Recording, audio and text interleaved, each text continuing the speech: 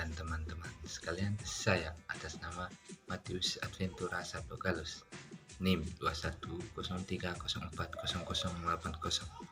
Prodi Ilmu Politik semester 4 kelas B.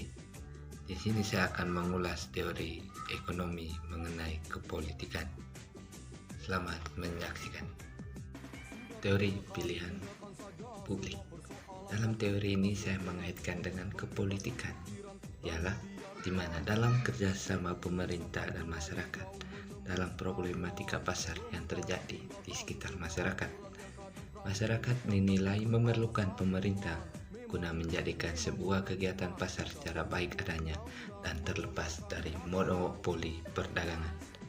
Begitu banyak problematika yang terjadi selama kegiatan pasar, dari aktivitas masyarakat dan pemerintah atau birokrat menjaga kelangsungan itu agar aman terkendali adanya.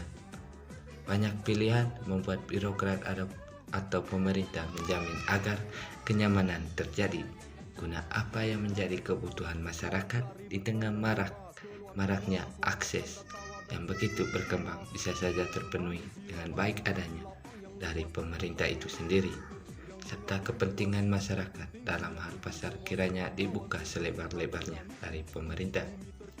Yang kedua, teori Reinseking.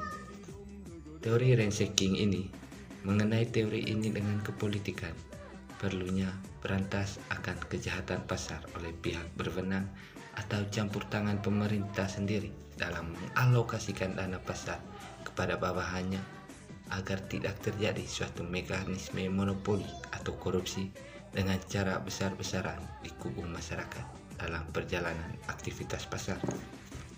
Adapun tujuan teori ekonomi ini melakukan aktivitas yang menghasilkan keuntungan yang sebesar-besarnya dengan modal yang kecil. Dari pernyataan ini tentu mengakibatkan kreativitas yang mendalam dari pemerintah untuk selalu menjamin modal dan kesejahteraan dengan tidak korupsi atau monopoli agar bisa selalu dipercaya demi kepentingan publik.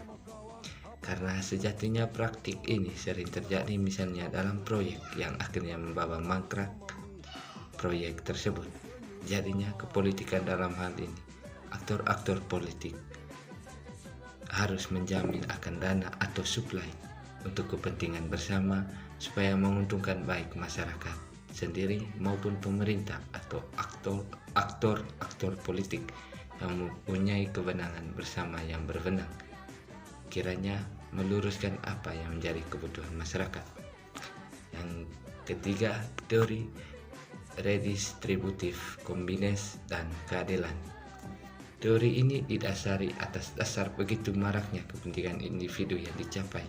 Pengimplementasian teori ini pun didasari atas yang berwenang atau serta mempunyai kekuatan politik dari pemutusan kebijakanlah yang bisa mengambil akan kepentingan pasar. Sedangkan tujuan dari ekonomi yang menyangkutkan dengan politik sekiranya bisa berjalan dengan aman adanya dan untuk rakyat pula. Perlunya sebuah sistem birokrat atau pemerintah menjalankan amanahnya untuk mengedepankan kepentingan kelompok untuk masyarakat, bukan menjadikan kepentingan individu di atas segalanya. Kesimpulan dari ketiga teori ini ialah teori ekonomi mengenai kepolitikan merujuk pada kepentingan bersama yang harus dicapai, bukanlah kepentingan individu. Ketika pemegang kekuasaan dikendalikan untuk kepentingan individu, para aktor politik kiranya berlaku tegas guna mencapai teori-teori ekonomi politik di atas didapatkan dengan cara yang berguna untuk kepentingan besar atau masyarakat yang selalu mengandalkan aktor-aktor politik ini yang dipilih dalam pesta demokrasi melalui pemilihan umum.